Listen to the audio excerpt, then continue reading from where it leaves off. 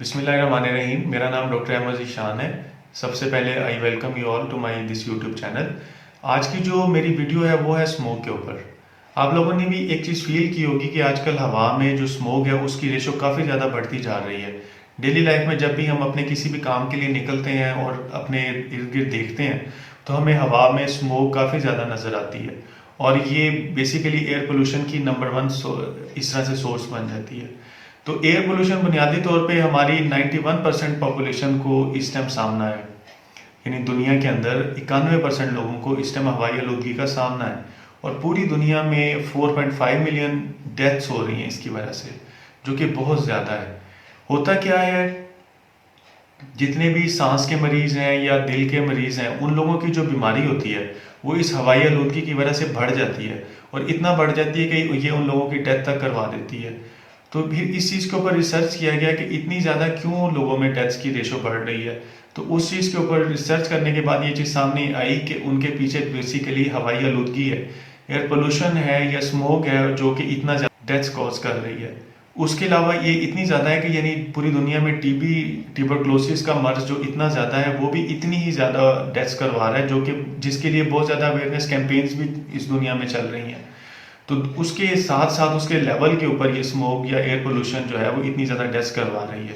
तो अब इसके ऊपर काफ़ी ज़्यादा वर्किंग की जा रही है, काफ़ी ज़्यादा रिसर्च की जा रही है।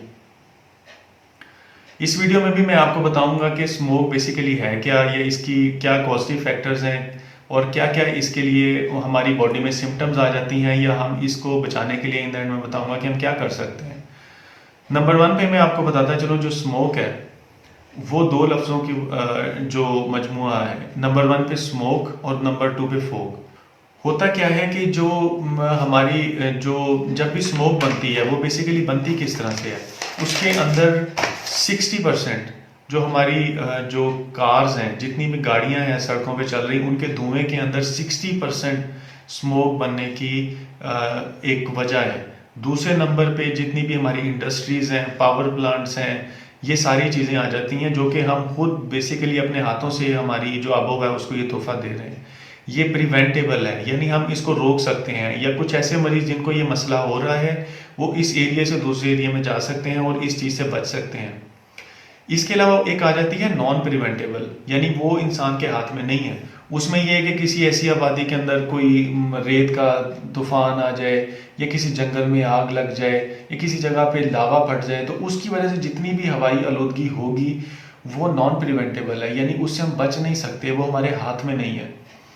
तो ये मैंने आपको बता दी कि यानी ये दो तरह की होती है, प्रिवेंटेबल भी हो सकती है, नॉन प्रिवेंटेबल भी हो सकती है। अब स्मोक के बारे में आपको एक चीज़ बता दूं कि इसके अंदर मैं आपको दो गैसेस के बारे में बताऊंगा जो बहुत ही ज़्यादा हमारी बॉडी के लिए ख़तरनाक हैं। नंबर वन पे है जी कार्बन मोनोऑक्साइड, नंबर टू पे है सल्फर डाइऑक्साइड। जो कार्बन मोनोऑक्साइड है वो बहुत ही ज़्यादा जहरीली है। जो रेड सेल्स हैं, जो हमारे खुलिये हैं, उनके अंदर हीमोग्लोबिन होती है।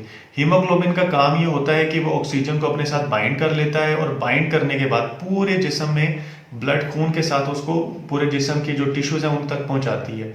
लेकिन ये जो कार्बन मोनोऑक्साइड है वो वहाँ पे जाती है, ऑक्सीजन की जगह पे हीमोग्लोबिन से बाइंड हो जाती है और बाइंड होने के बाद ऑक्सीजन को हीमोग्लोबिन से बाइंड नहीं होने देती, जिसकी वजह से हमारी पूरी जिस्म के अंदर ऑक्सीजन की कमी हो जाती है।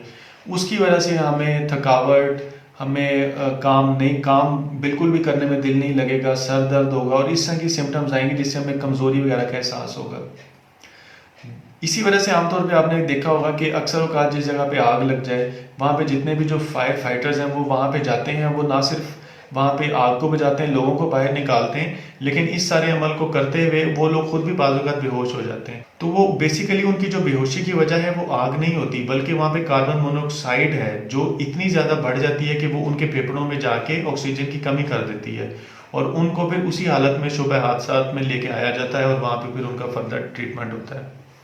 इसके अलावा दूसरे नंबर पे मैंने आपको गैस बतानी थी, वो है सल्फर डाइऑक्साइड।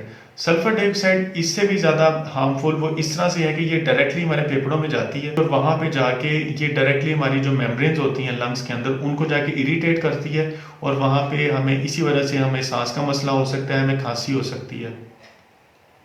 खासकर वो लोग जिनको दमा है, सिगरेट नोशी का दमा है या दिल के मसले मसाइल है, वो सारे इसकी वजह से बहुत ज़्यादा बढ़ जाते हैं। अब सवाल ये पैदा होता है कि हम इसके बचने के लिए क्या कर सकते हैं। नंबर वन पे ये है कि खासकर आप जितने भी हमारे बच्चे हैं, क्योंकि वो सारा दिन बाहर खेलते रहते हैं, उनकी इस एक्टिविटी को हमें कंट्रोल करना होगा। जितने भी हमारे बुजुर्ग लोग हैं वो तो पहले ही ज़्यादातर घर में रहते हैं, तो वो इस चीज़ से बचे रहते हैं। बच्चों पे आपने खास फोकस करना है। नंबर टू पे, जब भी आपने घर से बाहर निकलना है मास्क लगाना है। जब भी आप घर से बाहर निकलें उस वक्त निकलें जब आपको बहुत ज़्यादा इंपॉर्टेंट काम हो। आपको इस वीडियो के स्टार्ट में मैंने ये बताया था कि ये जो स्मोक है ये गाड़ियों के धुएं से पैदा होता है। तो गाड़ियों का धुआं, कोशिश करें कि अगर हम as a whole community individually अपनी गाड़ी में जाने के बजाय अगर हम पब्लिक ट्रांसपोर्ट के ज़रिए जाएं, तो उससे क्या होगा कि 40-50 लोग अगर एक ही गाड़ी में जा रहे हैं तो 40-50 गाड़ियां जिनके धुएं की वजह से सड़क पे इतनी ज़्यादा हवाई आलूदगी होनी थी, उससे हम बच सकते हैं। इसके बारे में आप अवेयरनेस क्रिएट करें, लोगों को बताएं कि ये बहुत ही ज़्यादा अंडररेटेड एक टॉपिक है, ये अंडररेटेड एक चीज़ है जिसकी वजह से बीमारियां बहुत हद तक बढ़ रही हैं। इसके बारे में मैं आपको कुछ मैंने एक पॉइंट्स तैयार किए थे, वो भी मैं आपको बता दूं। नंबर वन पे ये है कि रोज़ाना ज़्यादा से ज़्यादा पानी पिएं, ज़्यादा से ज़्यादा वक्त घर में गुजारें, बाज़ारों, गलियों या सड़कों पर ज़्यादा चलने से परहेज़ करें, घर की खिड़कियां और दरवाजे बंद रखें, घर की सफाई के दौरान झाड़ू के बजाय गीला कपड़ा इस्तेमाल करें, घर से बाहर निकलते वक्त चश्मे का इस्तेमाल करें और सफ़र के दौरान या बाद में आंखों को अच्छी तरह से धोएं, क्योंकि ये आंखों में बहुत ज़्यादा सोजिश करवा देती है। हल्का और ढीला ढाला लिबास पहने, सर पर टोपी या रुमाल ज़रूर रखें और नाक व मुंह को मास्क या रुमाल से ढांप कर रखें। बहुत ज़्यादा ठंडे मशरूबात पीने से इज्तनाब करें। घर के बाहर मट्टी वाली जगह पर पानी का छिड़काव करें। तामीराती जगहों और कूड़ा क्रिकेट वाली मुताफ़न जगहों पर भी तवज्जो दें ताकि धूल और मिट्टी वगैरह ना उड़े। अपनी गाड़ियों का मुआयना करवाएं ताकि धुएं की वजह से माहौल में आलूदगी कम से कम हो, और ज़्यादा सफ़र से परहेज़ करें। बच्चों और बुजुर्गों पर खसूसी तवज्जो दें और उनकी सेहत का ख़ास ख्याल रखें। इन बातों के अलावा अगर फिर भी आपको किसी भी किस्म की कोई ऐसी आपकी कंडीशन हो जाती है जिसकी वजह से आपकी तबीयत ख़राब हो जाती है, तो लाजमी अपने डॉक्टर से रुजू करें। आपकी गिरदोनवा में अगर कोई भी आपका ऐसा मरीज़ है तो उनको लाजमी इसके बारे में अवेयरनेस क्रिएट करें। इसके अलावा अगर आपको कोई भी सवाल है तो आप लाजमी मुझसे कमेंट सेक्शन में ज़रूर पूछ सकते हैं। और मुझे दीजिए इजाज़त। डॉक्टर अहमद शान साइनिंग आउट। अल्लाह हाफ़िज़।